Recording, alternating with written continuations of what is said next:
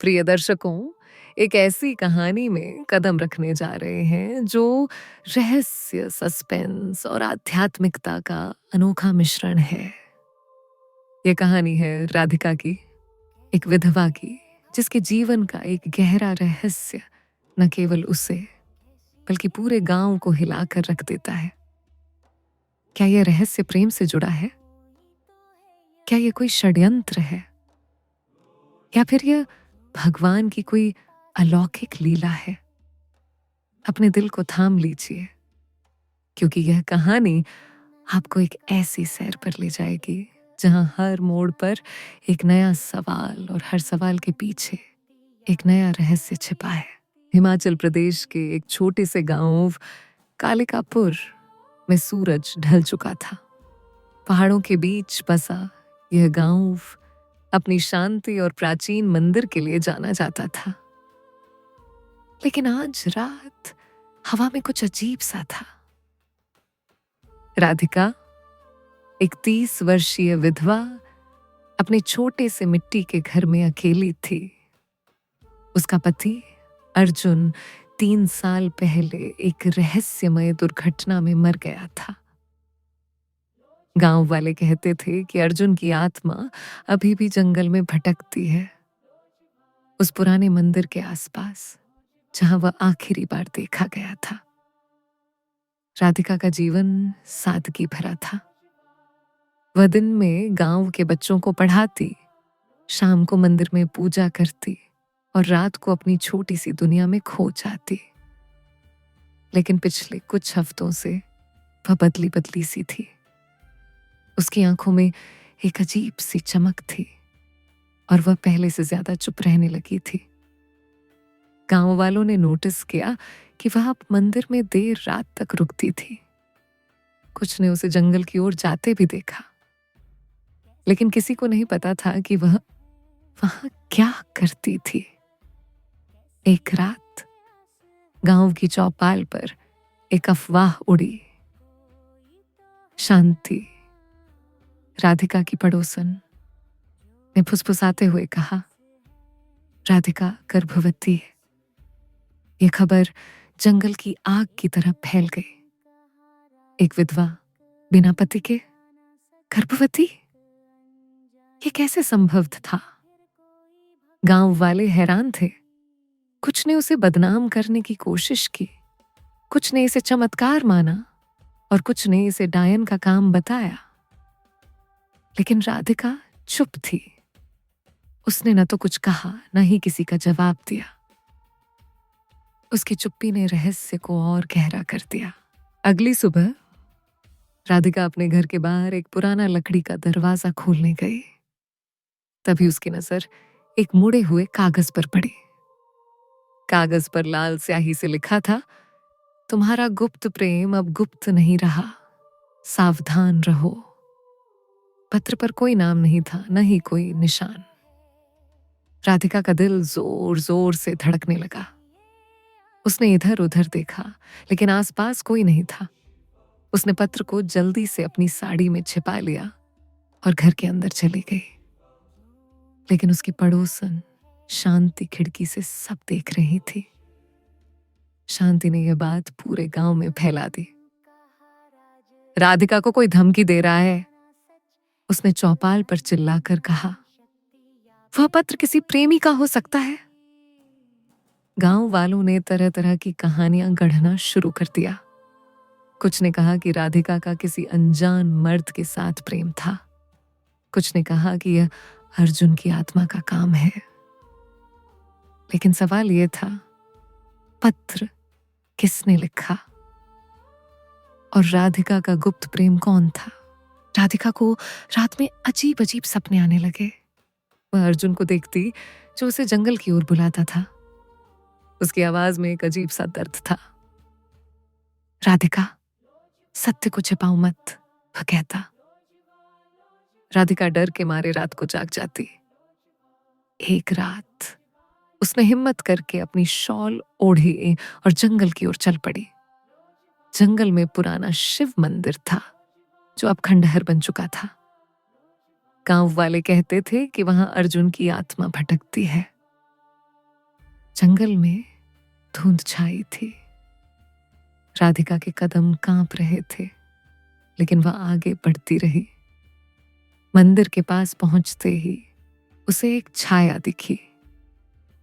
छाया ने उसका नाम पुकारा, राधिका। आवाज हवा में गूंज रही थी। राधिका ने डरते हुए पूछा, कौन है? लेकिन जवाब में केवल सन्नाटा था। अचानक एक तेज हवा चली और छाया गायब हो गई। राधिका डर के मारे भागी और घर लौट आई। लेकिन अगले दिन गांव में एक और अफवाह फैल गई।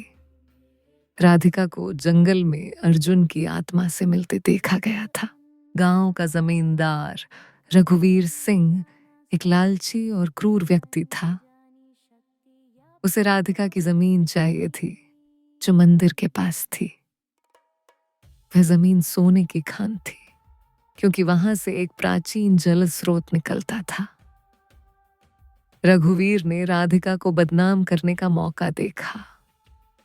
उसने अपने नौकर कालू को राधिका के पीछे जासूसी करने भेजा।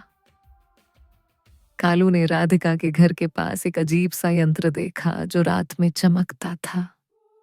उसने जमींदार को बताया कि यह कोई जादुई यंत्र है जिससे राधिका आत्माओं से बात करती है।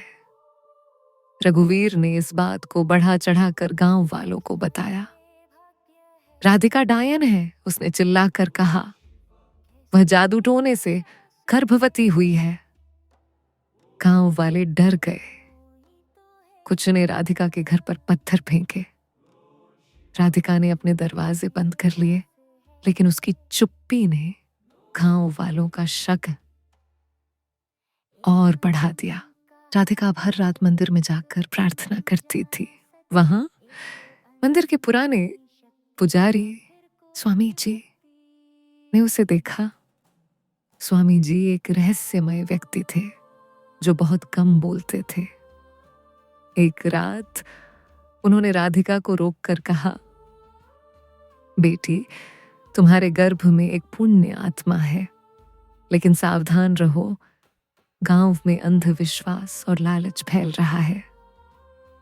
राधिका ने पूछा, स्वामी जी, मुझे क्या करना चाहिए? स्वामी जी ने कहा, सत्य को सामने लाओ, लेकिन सही समय पर। राधिका को समझ नहीं आया कि स्वामी जी का क्या मतलब था, लेकिन उनकी बातों ने उसे और डरा दिया। क्या उसका गर्भवती होना वाकई कोई चमत्कार था या फिर कोई और रहस्य था? कुछ दिन बाद राधिका को एक और पत्र मिला। इस बार पत्र में लिखा था, सच सामने आएगा, चाहे तुम छिपाओ या न छिपाओ। पत्र के साथ एक पुरानी तस्वीर थी जिसमें राधिका और अर्जुन मंदिर के सामने खड़े थे। तस्वीर के पीछे लिखा था, वह अभी भी तुम्हारे साथ है। राधिका का दिल बैठ गया। क्या यह अर्जुन की आत्मा थी या कोई उसे डराने की कोशिश कर रहा था? राधिका ने यह बात स्वामी जी को बताई। स्वामी जी ने तस्वीर को ध्यान से देखा और कहा, यह तस्वीर उस रात की है जब अर्जुन ने मंदिर में एक विशेष पूजा की थी। राधिका को याद आया कि अर्जुन ने मरने से पहले मंदिर में एक हवन किया था, जिसमें उसने भगवान शिव से कोई गुप्त मन्नत मांगी थी। लेकिन वह मन्नत क्या थी, यह राधिका को नहीं पता था। राधिका ने फैसला किया कि वह जंगल के मंदिर में जाकर सच का पता लगाएगी। उसने एक रात चुपके से घर छोड़ा और मंदिर की ओर चल पड़ी। जंगल में अंधेरा था और हवा में एक अजीब सी सनसनाहट थी। मंदिर के पास पहुंचते ही उसे फिर वही छाया दिखी।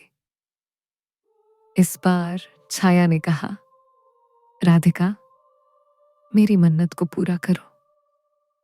राधिका ने हिम्मत करके पूछा, अर्जुन, क्या मन्नत थी तुम्हारी? लेकिन जवाब में केवल एक ठंडी हवा का झोंका आया।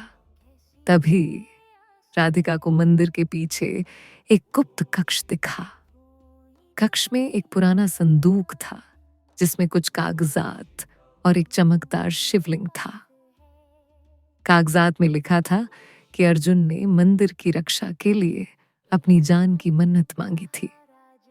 उसने भगवान शिव से प्रार्थना की थी कि अगर गांव पर कोई संकट आए तो एक पुण्य आत्मा जन्म ले जो गांव को बचाए। राधिका की आंखें नम हो गईं।